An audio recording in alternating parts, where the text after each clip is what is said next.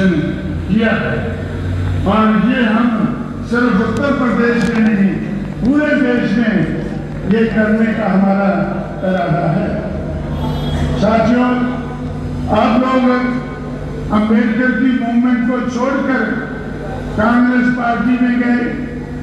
Congress party में भंडारे को गवर्नर एमपी बनाया, गवर्नर बनाया, दादा साहब रूपते को मंत्री बनाया, एनएम कामरे को कुछ और बनाया, राज्यसभा में बनाया।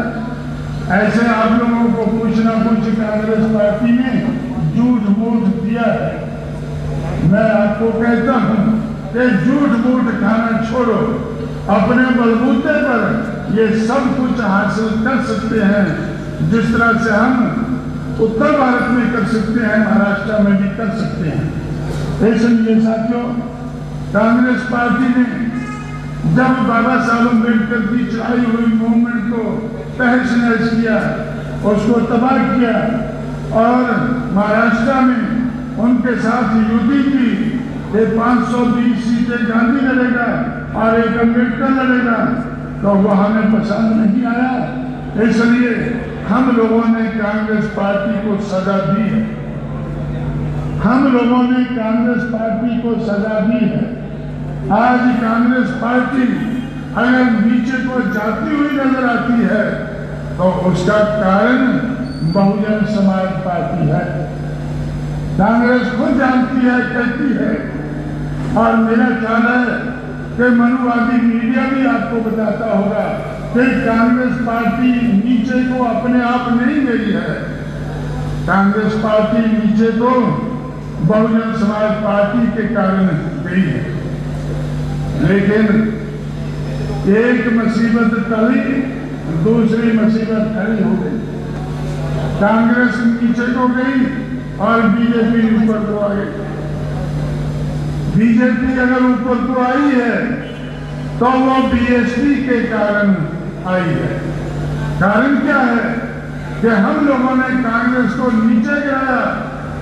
हम तो, हमारे पास तो साधन नहीं थे, हम अपने आप ऊंचा नहीं उठ सके, हम तो थोड़ा उठे, लेकिन बीजेपी ज्यादा उठ गई। बीजेपी ज्यादा उठ गई और ज्यादा उठने के बाद उसका दिमाग खराब हो गया। जैसे पहले कांग्रेस का दिमाग खराब होता था, जैसे पहले कांग्रेस का दिमाग खराब होता था, वैसे बीजेपी का दिमाग खराब हो गया।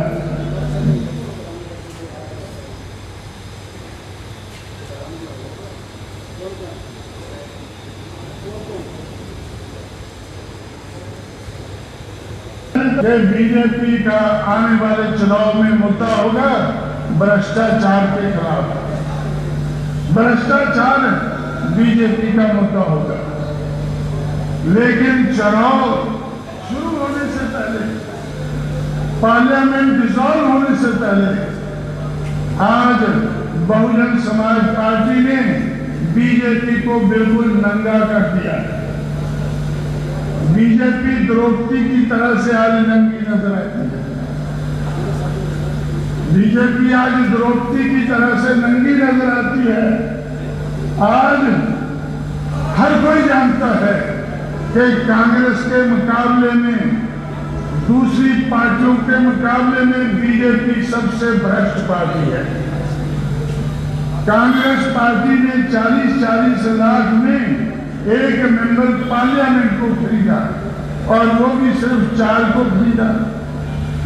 लेकिन बीजेपी ने उत्तर प्रदेश में 50-50 लाख में एक एमएलए को खरीदा और उनको मिनिस्ट्री भी दी। एमएलए को 50 लाख रुपया और मिनिस्ट्री। हमें कैसे पता चला? क्योंकि हमारे लोगों को भी खरीद रहे थे। लेकिन जो नहीं बिके, बीएसपी के लोग जो नहीं बिके, जो ना बिकने वाले थे, जिस समाज को मैंने ना बिकने वाला समाज बनाया, उसका आज भी कोई एमएलए नहीं बिका है।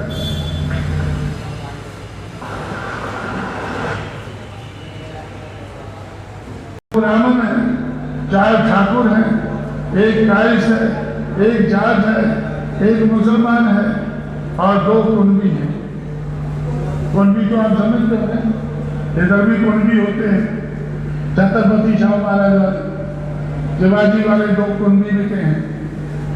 छत्रपति के नाम पर हमने उनको साथ में लिया, लेकिन वो 50-50 लाख में 2 बिक गए।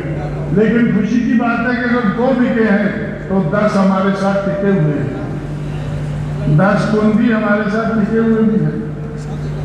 तो इस तरह से साथियों, लेकिन शेड्यूल कास्ट का, शेड्यूल ट्राइब का, मोस्ट बैकवर्ड का जो बीएसपी का आधार है, उसमें से एक एमएलए नहीं दिखा है। वो सब गरीब हैं। और आज भारतीय जनता पार्टी ने बीएसपी के एमएलए का रेट 1 करोड़ कर दिया है।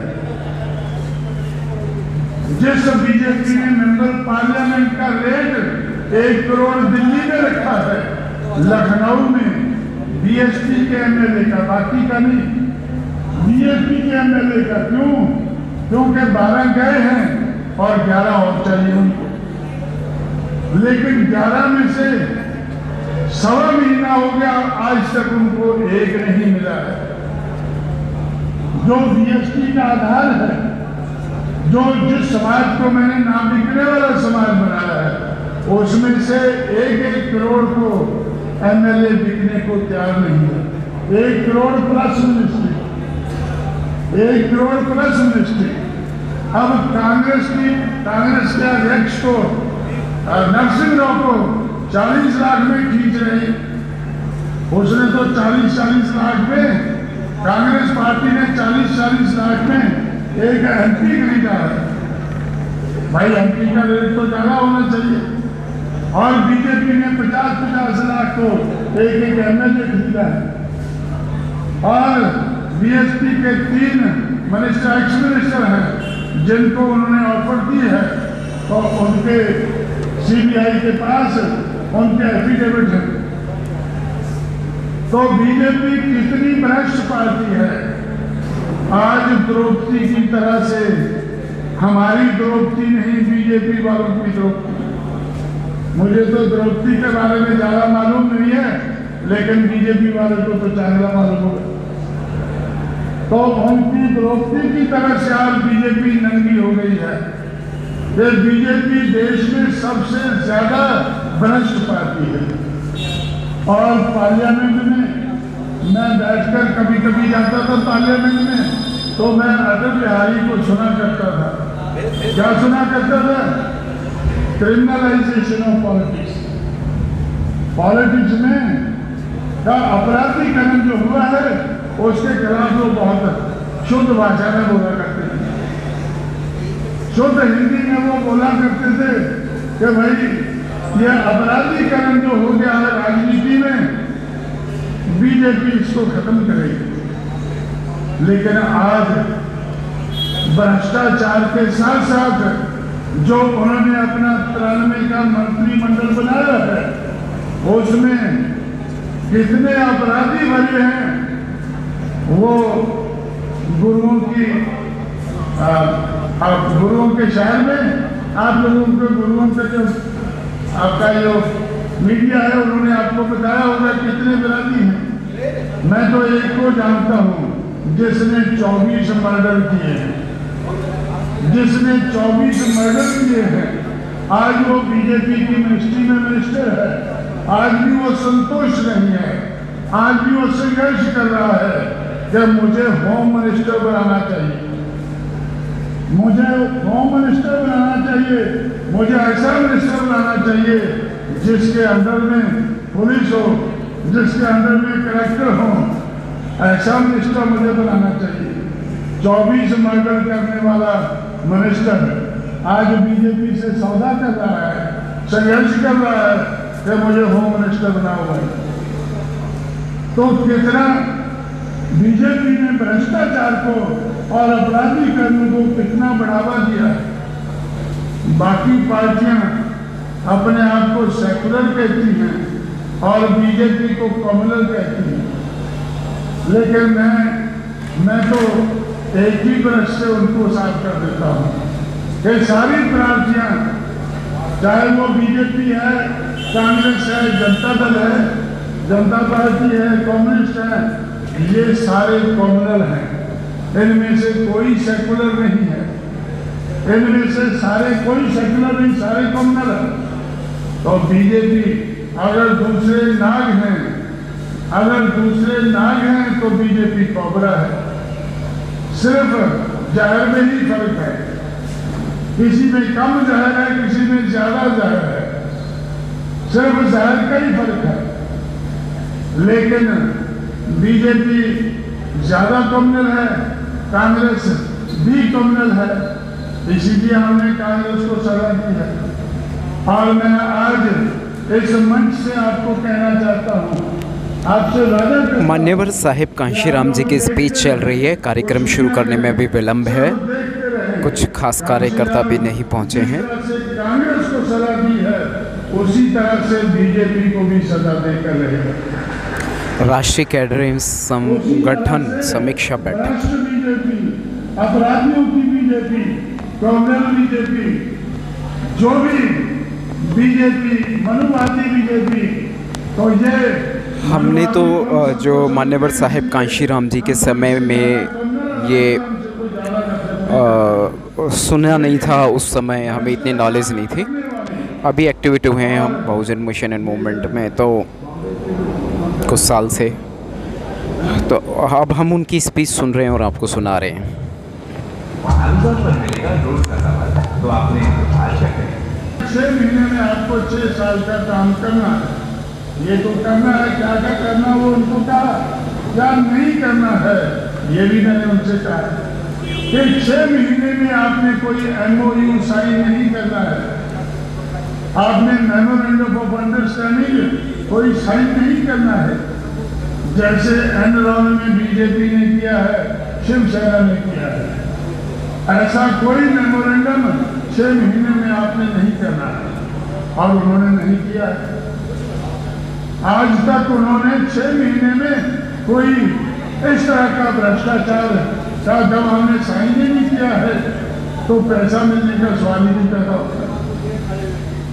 लेकिन सारे लोग दिल्ली में कहते हैं कि बीजेपी ने एनरॉन के माध्यम से दूसरे MOU साइन करके, और आज जो लखनऊ में वो MOU साइन करते हैं, और 13 दिन की सरकार में जो उन्होंने भ्रष्टाचार किया है उसके आधार पर 1000 करोड़ रुपए से ज्यादा इकट्ठा किया है।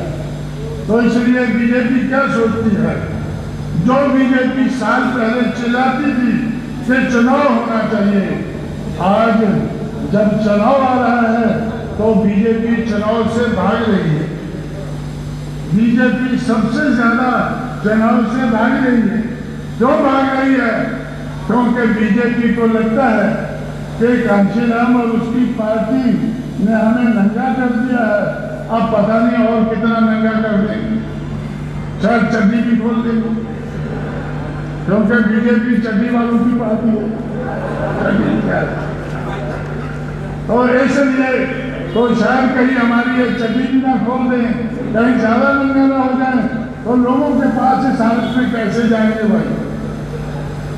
इसलिए बीजेपी आज भ्रष्ट पार्टी होने के नाते, अपराधियों की पार्टी होने के नाते, तो आज बीजेपी लोगों के सामने जाने से भागती है, कतराती है।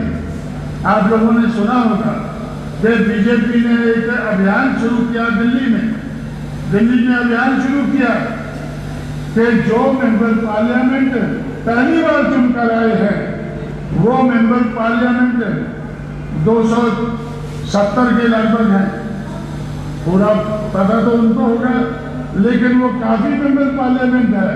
उन पार्लियामेंट के मेंबर से कहा कि आप लोग बीजेपी को सहयोग दें, आप दस्तखत कर दें हमारे पास।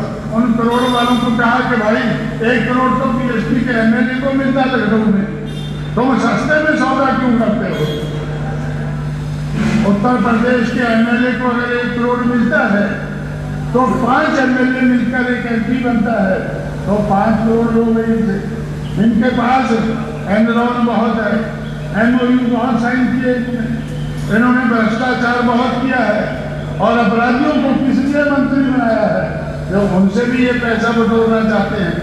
तो इसलिए साथियों, अब बीजेपी को भी मैं आपको बताना चाहता हूं, आपके माध्यम से बीजेपी को बताना चाहता हूं कि बीजेपी ने जो हमारे साथ विश्वासघात किया है और जो भ्रष्टाचार का रास्ता अपनाया है, अपराधीकरण का रास्ता अपनाया है, उसके लिए बहुजन समाज पार्टी उसको जरूर सजा देगी और इस आने वाले चुनाव में ही सजा देगी।